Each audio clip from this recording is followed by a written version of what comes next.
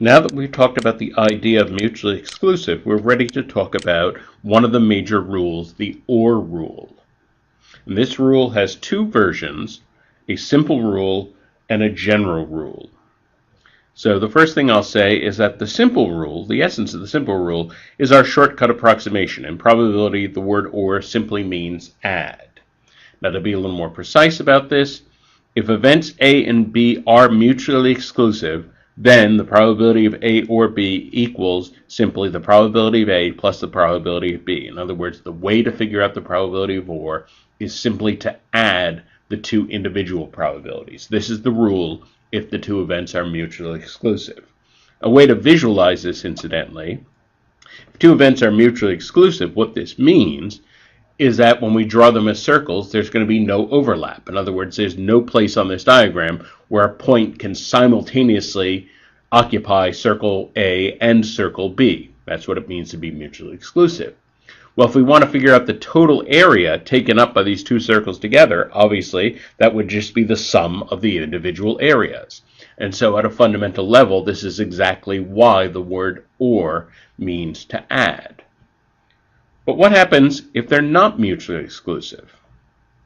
Well, if events A and B are not mutually exclusive, what this means is that there's some overlap, some occasions when both A and B can happen together. So let's think about this now. This would be a diagram for two events that are not mutually exclusive. In other words, it is possible to land somewhere in this diagram, in this blue region, and be in a place where both A is happening and B is happening at the same time. So these are two events that are not mutually exclusive. Well, let's just think about this for a second. If we wanted the total area taken up by this whole thing, we want that area, well, it's not going to work just to add up the area of circle A and the area of circle B. That's going to give us more area than we need because there's that overlap region. And really what would be happening if we just added probability of A, probability of B, that little overlap region in the middle, that would get counted twice.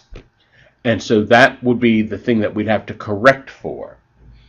So, because the overlap region gets counted twice, and we only want to count it once, we need to subtract that overlap region from the sum of the two individual regions.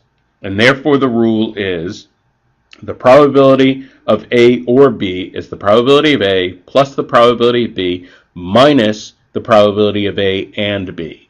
This is a probability rule that is true 100% of the time. This is a very powerful rule to know.